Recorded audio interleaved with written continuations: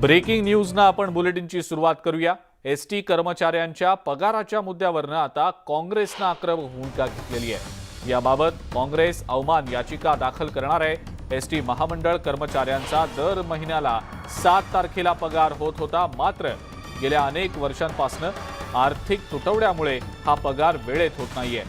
कर्मचाऱ्यांचा पगार 7 ते 10 तारखेपर्यंत देण्याची हमी राज्य शासनानं एसटी संपाच्या दरम्यान कोर्टामध्ये दिलेली होती, मात्र अजून सुद्धा कर्मचाऱ्यांचा पगार वेळेत होत नाहीये आणि त्यामुळे कर्मचारी त्रस्त आहेत। वेतनासाठी महिन्याला 360 कोटी रुपये लागतात, मात्र सरकारकडून फक्त 100 कोटी रुपयेच दिले जात आहेत। त्यामुळे कोर्टात सांगितल्याप्रमाणे सरकार वागत नसल्यानं या संदर्भात वकिलांचा सल्ला घेऊन अवमान याचिका दाखल करण्यात येईल अशी भूमिका महाराष्ट्र एसटी कर्मचारी काँग्रेसनं घेतलेली आहे।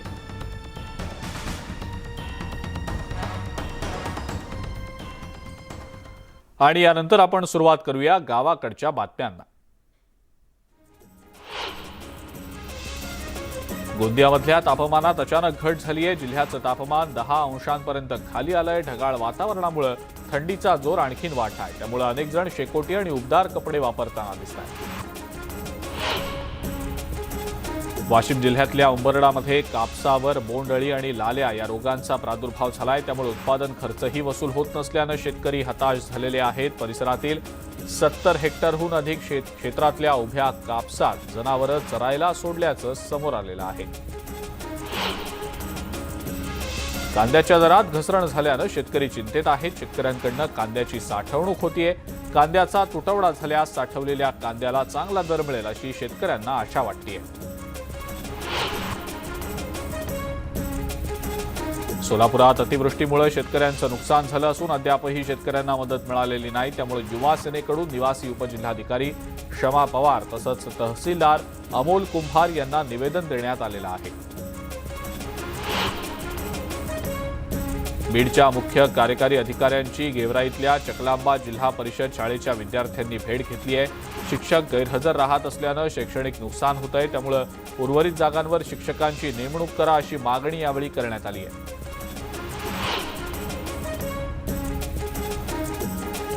राज्यातल्या तलाठी भरती आणि मंडळ अधिकारी पदोन्नती प्रक्रियेला गती मिळणार आहे। 3110 तलाठी पदांसाठी भरती आणि 518 मंडळ अधिकारी पदोन्नती प्रक्रिया लवकरच सुरू होणार असल्याची माहिती महसूल मंत्री राधाकृष्ण विखे पाटील यांनी दिलेली आहे। नागपूरजवळ सर्व सुविधायुक्त महारुद्र प्रशिक्षण केंद्र उभारणार असल्याची माहिती वन आणि सांस्कृतिक कार्यमंत्री सुधीर मुनगंटीवार यांनी दिलेली आहे। राज्यातल्या 1,92,000 ग्रामपंचायत सदस्य आणि सरपंचांना प्रशिक्षण दिलं जाणार आहे।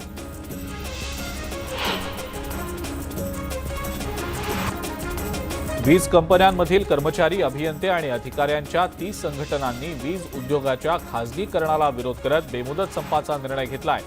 12 डिसेंबर ते 18 जानेवारी या कालावधीत हा बेमुदत संप पुकारण्यात आलाय। बीडच्या झमझम कॉलनी इथं 4थ्या मजल्यावरनं पडून एका 1.5 वर्षीय चिमुरडीचा मृत्यू झालाय। तरक्षा कुरेशी असं या चिमुकलीचं नाव आहे।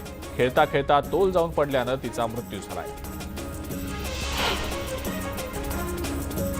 बीडच्या शिरसाळा पोलीस ठाण्यातील पोलीस उपनिरीक्षकाला लाचलुचपत प्रतिबंधक विभागानं 10,000ची लाच घेताना रंगेहात पकडलाय। प्रकाश शेळके असं या लाचखोर पोलीस अधिकाऱ्याचं नाव आहे। गेल्या 11 महिन्यात 8 पोलीस अधिकारी आणि कर्मचारी यांना एसीबीनं लाच घेताना अटक केली आहे।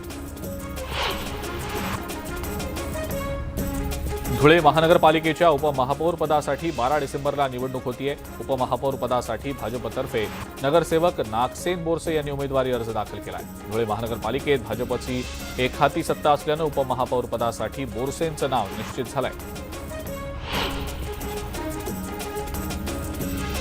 धुळे जिल्ह्यातल्या सर्वात मोठी ग्रामपंचायत असलेल्या बोराडी ग्रामपंचायत निवडणूक बिनविरोध झाली आहे। सरपंचांसह सगळे 17 सदस्य बिनविरोध निवडून आले असून या निवडीनंतर भाजपचे नेते राहुल रंधे यांनी सर्वांसोबत विकास केला जाणार असल्याचं आश्वासन दिलं।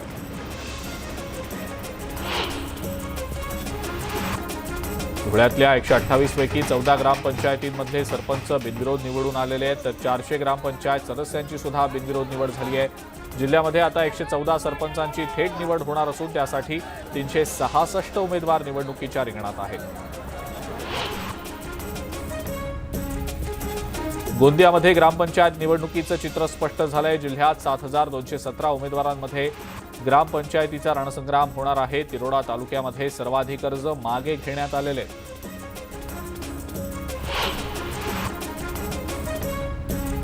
कोल्हापूर जिल्ह्यामध्ये आजपासून जमावबंदी आदेश लागू करण्यात आला आहे. त्यामुळे 5 पेक्षा अधिक व्यक्तींना एकत्र येण्यास बंदी घालण्यात आली आहे.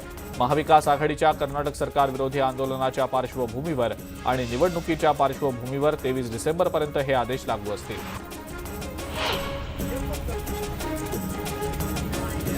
महाराष्ट्र कर्नाटक सीमावादामुळे रत्नागिरीतनं कर्नाटकला जाणाऱ्या सगळ्या एसटी फेऱ्या रद्द झालेल्या आहेत. या एसटी बसेस फक्त आता कोल्हापूर आणि मिरजेपर्यंत जात आहेत. बेळगाव, विजापूर, हुबळीला जाणाऱ्या एकूण 150 फेऱ्या रद्द झाल्यात आणि त्यामुळे प्रवाशांची मोठी गैरसोय होतीये. छत्रपती शिवाजी महाराजांच्या अवमानाच्या निषेधार्थ व्यापारी संघटनांनी पुणे बंदला पाठिंबा दिलाय. पुणे दुपारी 3 वाजेपर्यंत बंद ठेवून पाठिंबा देण्याचा निर्णय व्यापारी संघटनांनी घेतलाय.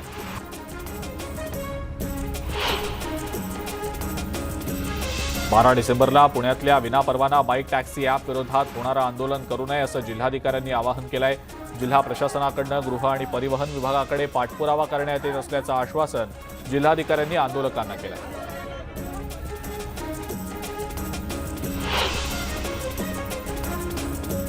कोरोना काळामध्ये काम करणाऱ्या परिचारिकांना कायमस्वरूपी नोकरी देण्याचा निर्णय राज्य सरकारनं घेतलाय.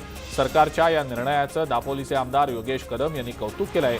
कोरोनानंतर ज्यांना नोकरीवरनं काढलं होतं त्यांना नव्या सरकारनं दिलासा दिल्याचं योगेश कदम यांनी म्हटलंय.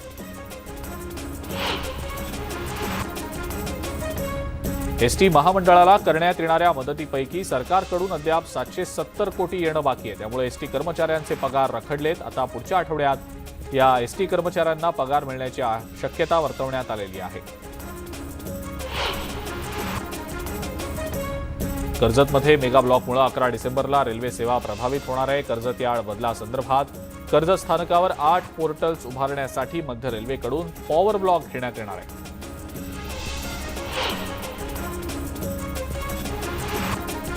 मुंबई पुणे एक्सप्रेसवेवर प्रवास करणाऱ्या वाहनधारकांना आता वाहतूक नियमांचं पालन करावंच लागणार आहे. वाहनांमध्ये चालकांसह सहप्रवाशांनी सीट बेल्ट लावला नसल्यास त्यांच्यावर कारवाई होईल. आठवड्याभरानंतर आता कारवाईचा बडगा उगारला जाणार आहे. नागपूर मेट्रोच्या फेज 2 ला केंद्रीय मंत्रिमंडळानं मंजुरी दिली आहे. या टप्प्यामध्ये आता 43.8 किलोमीटर लांबीच्या मेट्रो रेल्वेचं जाळं उभारण्यात येणार आहे. कन्हान, बुटीबोरी, हिंगण्यापर्यंत मेट्रोचा विस्तार होणार आहे. पंतप्रधान मोदी 11 तारखेला फेज 2चं भूमिपूजन करणार आहेत.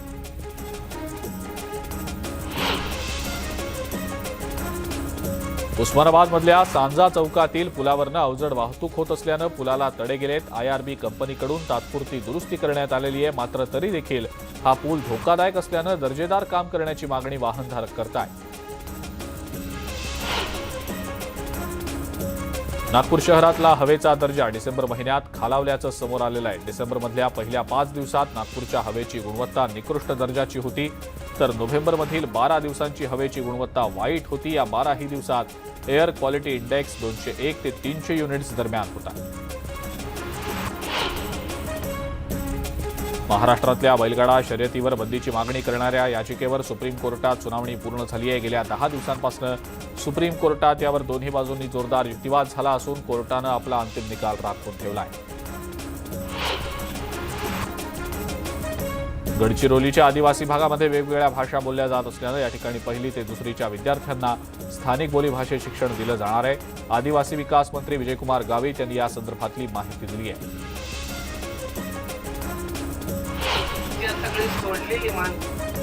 महाराष्ट्रातल्या सत्तेचं स्टेअरिंग एकनाथ शिंदेंच्या हाती नसून ते देवेंद्र फडणवीसांच्या हातात आहे असा टोला सुषमा अंधारे यांनी लगावलाय. राज्याचं कोणतंही खातं त्या खात्याचे सेक्रेटरी फडणवीसांना विचारल्याशिवाय काहीही करत नाहीत असंही सुषमा अंधारे यांनी म्हटलंय.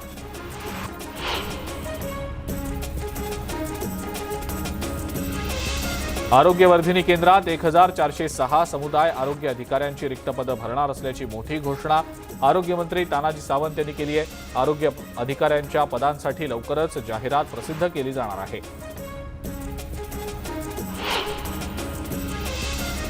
मंत्री विजयकुमार गावित 2 दिवसांच्या गडचिरोली दौऱ्यावर असून त्यांनी नवसंजीवनी योजनेबाबत आढावा बैठक घेतली आहे।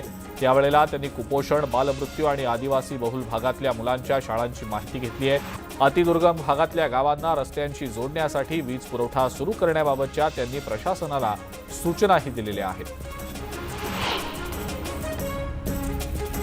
आदिवासी विकास मंत्री विजयकुमार गावित आजपासून 2 दिवसांच्या यवतमाळ दौऱ्यावर आहेत। दुपारी 3 वाजता ते मारेगाव इथं शासकीय आदिवासी मुलींच्या वसतिगृह इमारतीचं उद्घाटन करतील आणि त्यानंतर ते विविध कार्यक्रमात सहभागी होतील।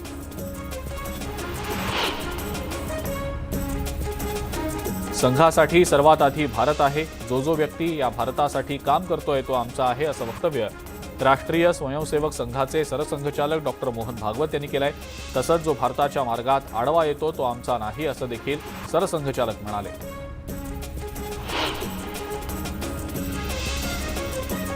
चंद्रपुरातल्या जिवती तालुक्यातल्या 14 गावांवर तेलंगणा सरकारकडून दावा करण्यात येतोय। तेलंगणा सरकारकडून गावात भरीव उपाययोजना करण्यात आल्याचं ग्रामस्थांचं म्हणणं आहे। मात्र जे सरकार जमिनी आमच्या नावे करतील त्याच राज्याकडे जाण्याचा आमचा कल असेल, अशी भूमिका इथल्या ग्रामस्थांनी आता घेतलेली आहे।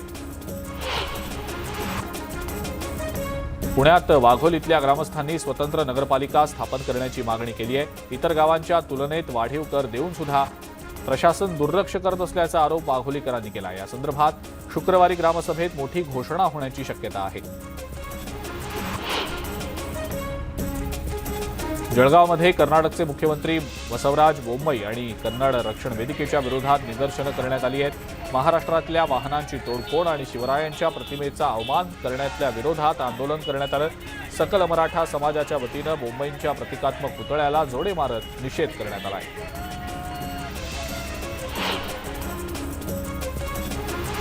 बेळगाव प्रश्नावरून एकनाथ शिंदे जेलमध्ये गेलेले होते, त्यामुळे संजय राऊतांनी शिंदे साहेबांना महाराष्ट्रावरचं प्रेम शिकू नये असा परखड इशारा कृषी अब्दुल सत्तार यांनी संजय राऊत यांना दिलाय। महाराष्ट्राच्या अस्मितेबाबत मुख्यमंत्री आणि उपमुख्यमंत्री सजग असून महाराष्ट्राचं नुकसान करणाऱ्यांना माफ केलं जाणार नसल्याचा इशाराही सत्तार यांनी दिलेला आहे।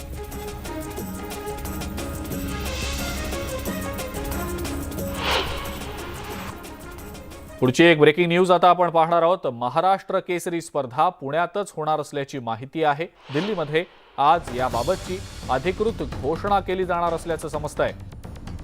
महाराष्ट्र राज्य कुस्तीगीर परिषदेचे अध्यक्ष आता खासदार रामदास तडस असल्यानं पुण्यामध्ये होणाऱ्या महाराष्ट्र केसरी स्पर्धेचा मार्ग मोकळा झालाय। पुण्यातल्या स्पर्धेचे संयोजक पुण्याचे माजी महापौर मुरलीधर मोहोळ हे दिल्लीमध्ये दाखल झालेले आहेत। ते भारतीय कुस्ती महासंघाचे अध्यक्ष ब्रिजभूषण सिंग यांना पत्र देखील देणार आहेत। अधिक माहिती या संदर्भातली आपण जाणून घेणार आहोत। चंद्रकांत फुंदे आपले प्रतिनिधी आपल्या सोबत आहेत सध्या। चंद्रकांत, पुण्यामध्ये होणाऱ्या या कुस्ती स्पर्धेचा मार्ग आता मोकळा झाल्याचं समोर येतंय। ही स्पर्धा पुण्यातच होणार असल्याची माहिती मिळतेय, काय सांगता येईल याबद्दल? अजिंक्य, सर्वप्रथम आपण हा नेमका घोळ काय दोन कुस्ती संघटनांमधल्या वादाचं हे पहिल्यांदा प्रेक्षकांना समजून सांगा। थोडा वेळ दे मला, कारण हे गेली 2-3 महिने यांच्यातली भांडणं सुरू आहेत। म्हणजे भारतीय कुस्ती संघानं लांडगे गटाची मान्यता रद्द केल्यानंतर, त्यांची कार्यकारिणी रद्द केल्यानंतर ते हायकोर्टात गेले। हायकोर्टाने त्या आदेशाला, भारतीय कुस्ती संघाच्या आदेशाला स्थगिती दिली आणि बाळासाहेब लांडगे यांची संघटना कायम राहील असं सांगितलं। त्यानंतर लांडगे गटाने स्वतंत्र कुस्ती स्पर्धा जाहीर केली नगरला, आमदार संग्राम जगताप राष्ट्रवादीचे। त्या संग्राम जगतापांनी काल रात्री शरद पवारांकडे जाऊन ते लेटर दाखवून जाहीर केले की आम्ही येत्या 25 डिसेंबरला महाराष्ट्र केसरी स्पर्धा घेतोय नगरमध्ये। आणि त्याच्या आधीच भारतीय कुस्ती संघाने पुण्याचे माजी महापौर मुरलीधर मोहोळ यांना पत्र दिलं होतं की तुम्ही पुण्यात संस्कृती प्रतिष्ठान मार्फत महाराष्ट्र केसरी स्पर्धा घ्या, मग पुन्हा 2 स्पर्धा होणार असा वाद।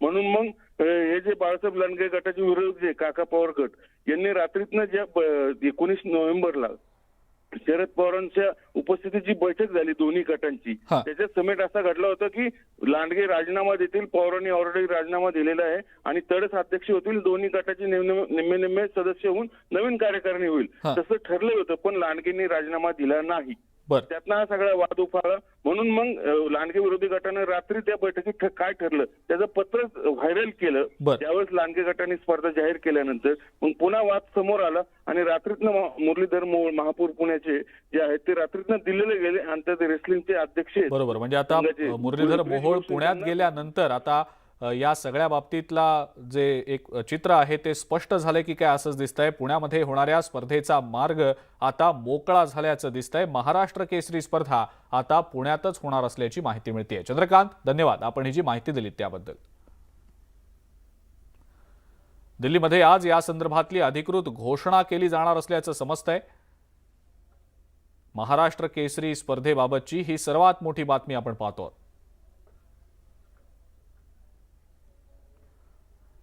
आणि यानंतर पुन्हा एकदा एक महत्त्वाची बातमी आपण बघणार आहोत. सांगलीच्या मिरजेमध्ये लंपी आजार वाढत असल्यानं 4 महिन्यांपासून जनावरांचा बाजार बंद करण्यात आलेला आहे. त्यामुळे शेतकऱ्यांच्या उदरनिर्वाहाचा मोठा प्रश्न निर्माण झालाय. दरम्यान सरकारनं मिरजेचाही म्हैस बाजार सुरू करावा, अन्यथा आंदोलन केलं जाईल असा इशारा व्यापारी आणि शेतकरी संघटनांनी दिलेला आहे.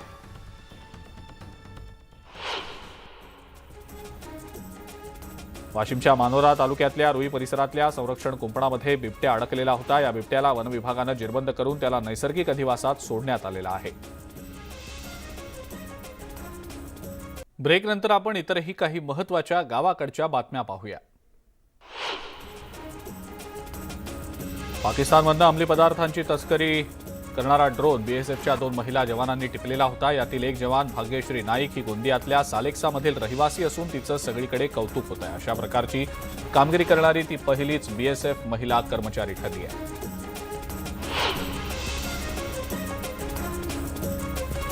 हिंगोलीतल्या औंढा नागनाथ तालुक्यातल्या गांगलवाडी इथल्या सिद्धनाथ मंदिरात दत्त जयंतीच्या निमित्तानं यात्रोत्सव पार पडला. या यात्रेला फार मोठी परंपरा आहे. इथं नाग आणि सिद्ध नदीच्या संगमावर महादेव आणि दत्त मंदिर आहे.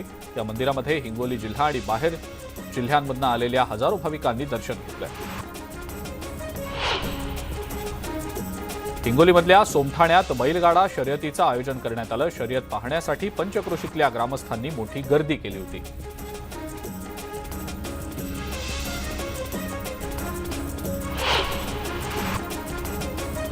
आणि यासोबतच गावाकडच्या बातम्यांमध्ये वेळ झाली आहे इथंच थांबण्याची. ताज्या बातम्या आणि अपडेटसाठी बघत राहा फक्त न्यूज 18 लोकमत.